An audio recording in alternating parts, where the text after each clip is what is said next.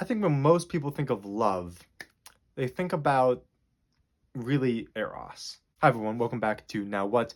And last video we were talking about desires and we went into the second category, relationships and affection. And I said I'd make a separate video on love. And this is what I want to talk about. So usually when we talk about love in the westernized world, I'm talking about mainly in America. Usually we say I love you to like our parents, our family members. Sometimes we'll say I love you to our friends, but most of the time we say I love you to like our partners, our romantic partners, people who we are attracted to like sexually in a very erotic sense. But what else does love encapsulate besides that? And I think one thing is that we're going to explore outside of the English language for a little bit in this video. C.S. Lewis wrote a book called I think it's The Four Loves. I mean, the Greek language has more than four words for love, but there are like four main types of love words that they use in their language to describe different, I guess, levels of what, or different associations of love that they would say. So at the sort of like the basic level, you have storge. And storge in Greek is like a love for pizza. It's not super serious. Me loving pizza or Chick-fil-A or nice weather, like I love the sunny weather or something like that. It's like a preference, but it's something that I like a lot. Then you have eros, which eros is the more sexual type of love when you're attracted to another person, like that intimate love.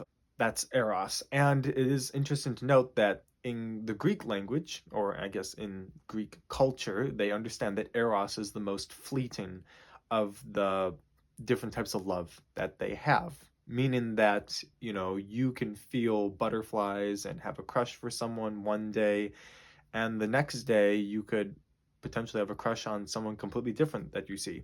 So eros is something, it's pure, it's a little bit more superficial and surface level. I mean, like, it's very deep and strong, forthcoming, like at the beginning, but without something more deeper than eros, it can easily go away, which is one danger of building a relationship off of just eros. But eros is a good place to start when building a relationship. Next love is called philia. This is like valued friendship, a love for a best friend.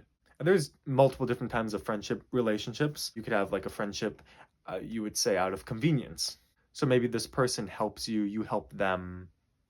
I don't know in what context that is, but it draws you to become friends because you mutually help each other. There's the friendship under circumstance, such as like work friends. A lot of the times when you're friends with people at work, you're gonna be friends at work and then might not hang out with each other outside of work. Once you leave that job, you might not stay in contact. So it's more like friendship under circumstance.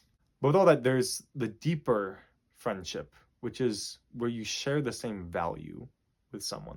We haven't talked about values yet, but we are definitely getting to values very soon. But when you share the same values with someone, it values influence so much of what we do, how we act, how we think, sort of like how we react to our desires, which is what we're discussing about right now. Which is why it's so easily to become very connected with someone who shares the same values as you, because you are going to be living in a very similar way. You kind of just like your lives order sort of the same way, more naturally. There's less work. That's philia. Now there's agape, which is the highest form of Greek love. It's actually, in Greek philosophers, they've said that this is a love that cannot be obtained by humans because it is seen as a perfect love, a sacrificial love.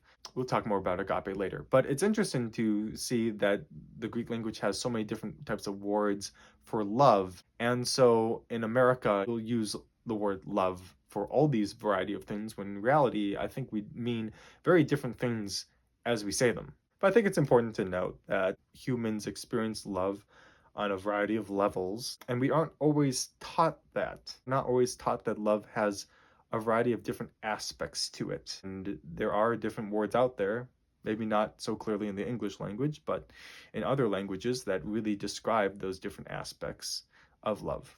All right, so now what? I think philia love is probably the love that we should all strive for. Obviously, agape, the perfect, I guess, I don't know, entity of what love is, sacrificial, but it's hard to be, it's hard to have perfect love.